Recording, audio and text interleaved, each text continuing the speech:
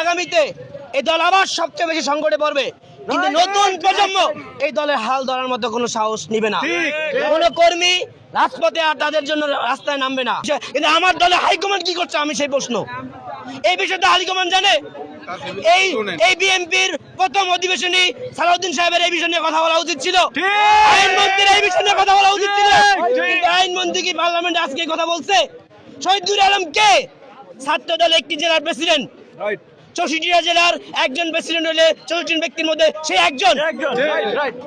তার মধ্যে প্রেসিডেন্টকে মূল্যায়ন করতে পারতেছে না এই যে এই বিএনপি। তা আমার মতো তৃণমূল পর্যায়ের কর্মীর কি হবে? রাস্তায় কুকুর খাবে আমাদের লাশ। আমি বলছি এই জাতি আবার একটা আবেগে পড়বে, আবার একটা ভয়ঙ্কর আবেগে এই জাতির জন্য রক্ত করা যাচ্ছে। আমরা দেখতে পাচ্ছি কোনো বিচার হবে না। আমাদের লাশ যদি কুকুর না খায় আপনারা দেখেন। আর আগামী প্রজন্ম এই দলের জন্য কোনো রিস্ক নিবে না। আবেগ দিয়ে দল চলে না, এটা সত্য কথা। বিবেক দিয়ে দল চলে, কিন্তু আমাদের নেতারা তার প্রমাণ দিচ্ছে।